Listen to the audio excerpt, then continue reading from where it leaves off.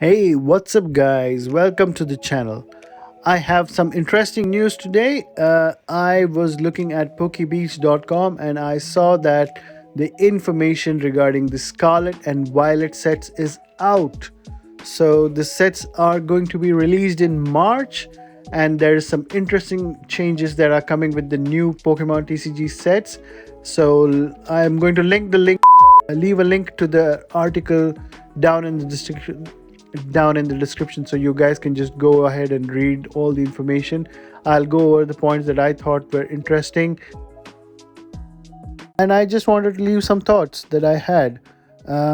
So the main change that is coming with these sets is that the cards, English set cards, are now going to have a silver border, and this is basically in an attempt to unify the design between the Japanese sets and the English sets. I think this is a quite a big change.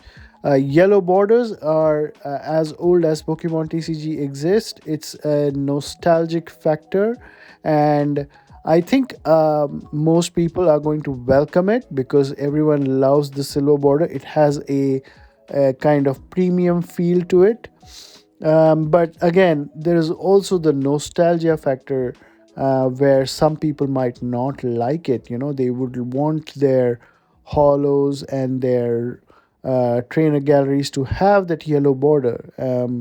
But who knows? We'll see when the sets are released. We'll know. And obviously, Pokemon Company can always look at the feedback that they get, and then they can change it back.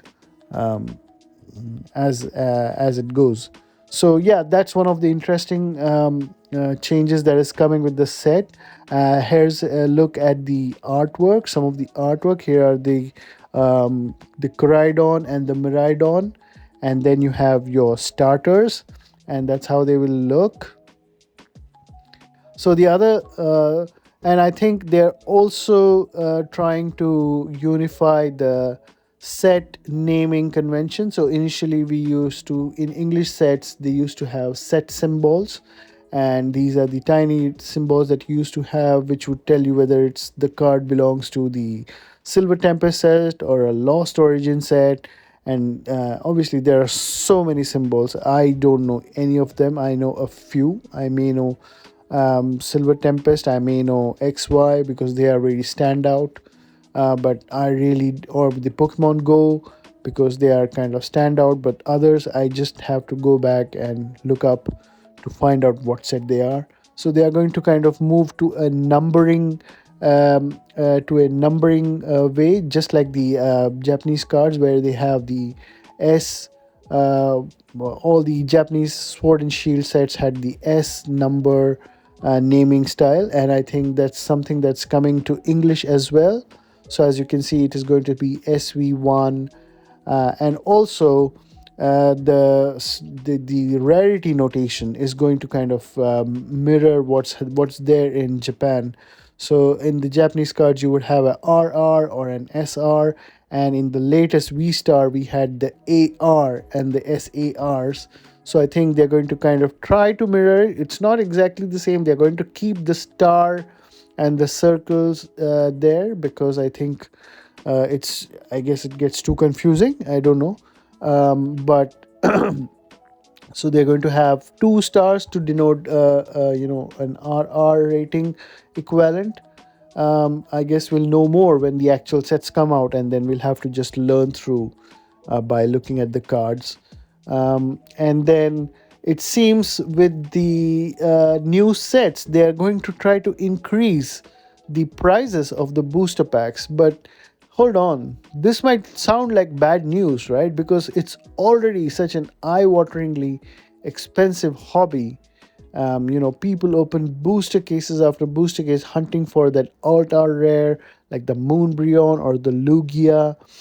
But apparently, to kind of offset this the extra $1 or the cost that they're going to charge us, or the 50 cents actually, it's $3.99 to $4.49. It seems all cards are going to have some guaranteed rares.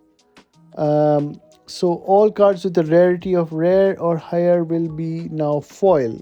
So they will all the so you won't end up with a booster pack where you open, the reverse card slot, and then you go and there's a non holo rare. That's kind of, even the although I don't know it's if that's a big change. I don't think that's a big change, because even now the holo rares are like considered junk, but uh, getting a non-holo rare is even worse.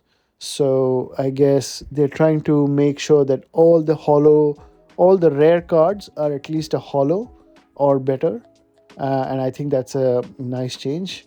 And now let's also take a look at some of the artwork. There's a beautiful box art that has been also released. The Coridon in a jungle environment, and then you have the Miraidon, majestic looking, and the starters, the cute starters. Which starter did you choose in the? Are you guys playing Scarlet and Violet? Do let me know in the comments. And there is the Terraform for the Pokemon, which is the special ability that you get in the new game, just like in all the past games. The Terra ability here is the Terra Gyarados. Well, surprisingly, Gyarados is my main Pokemon in my team. I'm playing Scarlet and Violet recently, and I actually evolved a Magikarp into a Gyarados rather than finding it in the wild. The game is really enjoyable. The open world kind of has a MMORPG style feel, where you have to complete these quests before you can progress in the game, and it's a very nice feel to it. I used to like playing MMOs before, and I think coming back to this game almost felt like home. And then let's take a look at the Terra card. Yeah, so we'll have these terraformed Pokemon cards, similar to the Mega Charizards and the Mega Venusaur cards that we had in XY evolutions, and obviously, and some of the Paldean Pokemon cards also. So that's about it. I think I have kind of briefly covered all of the information in the article. Feel free to go and read the article for all the details and all the comments, so that you can get a feel of, or and if I missed something or if I misinterpreted something, please do let me know in the comments. Thanks for your time, and hope you have a great day ahead. Goodbye.